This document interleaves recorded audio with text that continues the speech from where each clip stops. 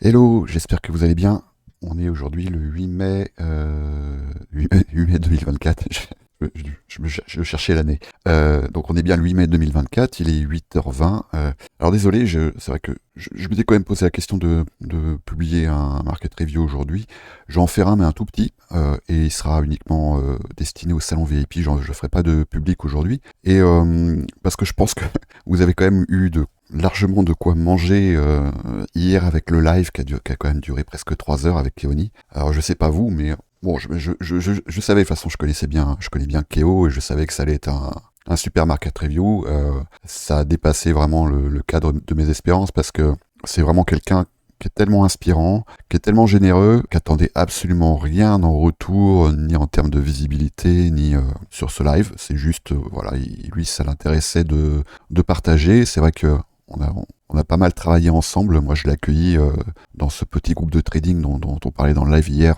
Et puis, bah, j'ai partagé beaucoup de choses avec lui également. Je l'ai un peu pris sous mon aile. Aujourd'hui, il a absolument plus besoin, voire même il a certainement des choses à me transmettre parce que il a étudié ICT tellement assidûment que il a chopé, y compris les Twitter Space d'ailleurs, parce que c'est vrai que moi je me suis quand même moins attardé sur les Twitter Space. Et lui, il les a tous écoutés, il a tous épluchés, il a pris des notes. Enfin, c'est vraiment quelqu'un d'incroyable. Alors, aujourd'hui, je voulais juste regarder un peu déjà le dollar, ce qu'il est en train de faire. Et bah, là, pour l'instant, on voit que il est en train là, il a rebondi au contact de cette imbalance daily. Moi, je serais quand même assez curieux de voir ce qui va se passer ici au contact de ce New Day Opening Gap ici. Donc, c'est celui du 1er mai. Je pense que si le dollar devait réagir, ce serait dans cette zone.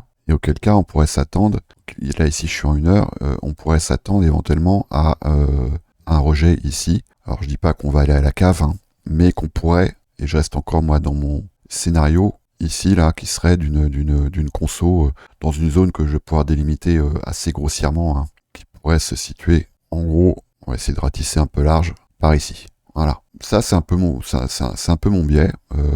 C'est sûr que l'autre option, sachant que ici le travail a été presque complètement fait, ce serait qu'on ait effectivement un rebond plus significatif, et à ce moment-là, ça serait pour venir, terminer le travail ici sur cet opening gap là du coup qui date du 2 novembre, et à ce moment-là, bah, je pense que ces buy side ici ne résisteront peut-être pas longtemps. Bon, là, on est vraiment sur de la spéculation à plus long terme, hein. En tout cas, et c'est pour ça que je voulais faire aussi un petit market review très rapide sur Bitcoin, parce que je pense qu'il y a des niveaux que vous allez pouvoir surveiller qui vont être intéressants. On va essayer de faire jouer la fractalité. Déjà, en daily, bon, faut pas oublier qu'en weekly, pour l'instant, on n'a pas eu encore de clôture, je parle bien de clôture, sous cette ligne rouge là des 63K, ce qui pourrait laisser entendre qu'il y a une absorption ici. Alors, par qui, je sais pas. C'est certainement pas par Jean-René Pijard qui habite dans le Vaucluse et qui achète du Bitcoin. Je pense que c'est des grosses mains.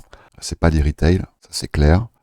Mais en tout cas, on voit qu'ici, il y a clairement une absorption. Et ça correspond à peu près à la zone ici de l'ancien ATH, celui du mois d'avril, hein, pas celui de novembre. À voir, à voir. Mais en tout cas, on voit ici que voilà, le prix, il est rejeté systématiquement dans sa clôture weekly. On voit bien qu'on a des mèches qui sont quand même assez conséquentes, qui nous ont ramené ici par exemple jusqu'aux 56 000 quand même, hein, mais on n'a pas eu encore pour l'instant, alors peut-être qu'on va, cette fois-ci sera la bonne, hein, mais pour l'instant on n'a pas eu de clôture. Donc ça peut participer éventuellement à un biais, parce qu'ici on a un imbalance en daily qui pourrait faire ce job ici de rejet. Ça c'est une première chose.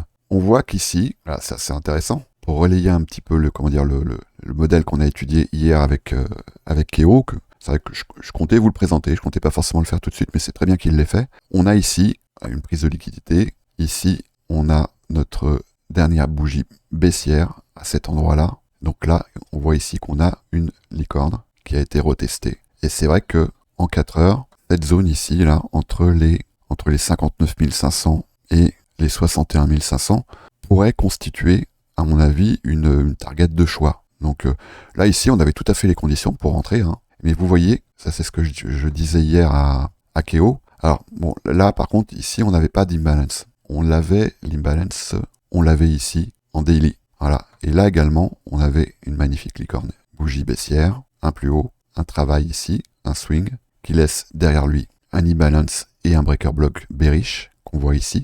Donc ça correspond à cette bougie baissière. Et on voit qu'à l'intérieur de ce breaker block, on avait un imbalance. Et donc la théorie de Keo, lui, c'était plutôt de faire une entrée sur l'entrée du breaker. Mais là, vous voyez que si on avait attendu ici le seuil médian, les 50% qu'on voit bien ici, c'est la petite ligne pointillée, on aurait eu une entrée quasi parfaite. Voilà.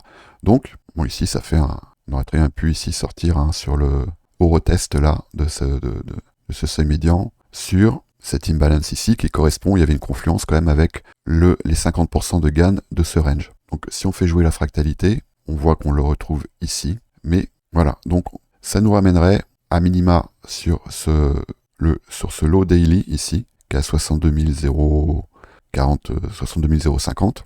Je pense qu'on pourrait pousser légèrement en dessous dans cette zone ici, entre les 59 500 et les 61 300 pour ratisser un peu large. Et on a une confluence qui est à mon avis intéressante. Donc là, à l'heure actuelle, on voit bien là qu'on a une possible target. On est tout près d'y aller. Là, à mon avis, c'est une question peut-être même de secondes. Moi, ce que je vais mettre là maintenant, à partir du moment où on va prendre ce lot ici, je vais me mettre en recherche des conditions d'un YPR. Alors, et donc je vais aller chercher dans cette zone, par ici, un break de structure et éventuellement, pourquoi pas, me mettre en recherche d'un modèle licorne ici dans cette zone. Voilà, bon, à voir. Mais là, je pense que, on va ratisser un petit peu large, mais voilà, ici, dans cette zone, on va pouvoir éventuellement rechercher les conditions d'un long.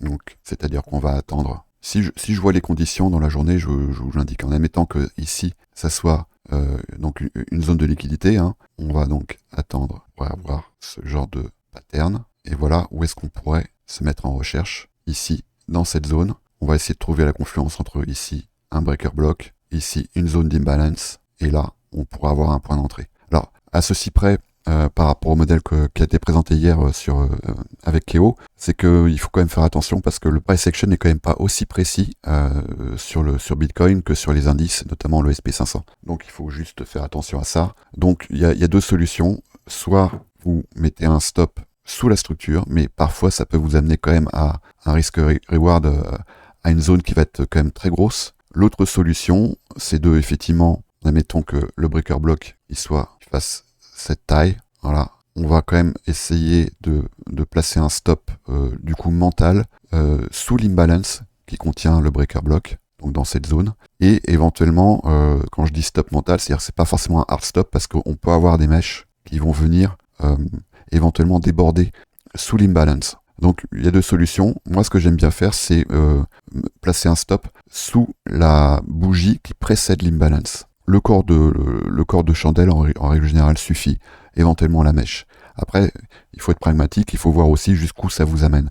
Parce que si vous voulez aller sur un risque ratio de 2 pour 1, c'est sûr que là, si je me place ici, le 2 pour 1, il va m'amener là, et on peut y aller très rapidement. Et je pense que c'est un bon objectif sur le Bitcoin, 2 pour 1. Mais c'est évident que si votre stop, vous le mettez sous la structure, auquel cas, là, ça nous contraint à risque équivalent à aller beaucoup plus haut. Donc c'est toujours c'est un curseur à faire glisser entre votre risque, la sécurité de votre trade et la récompense que vous voulez obtenir. Voilà, bon, je vais m'arrêter là, c'est assez court, mais moi c'est ce que je vais surveiller notamment aujourd'hui et probablement là d'ici jusqu'à la fin de la semaine. Et on en reparle, si jamais j'ai des signaux, je vous en ferai part. Allez, bonne journée!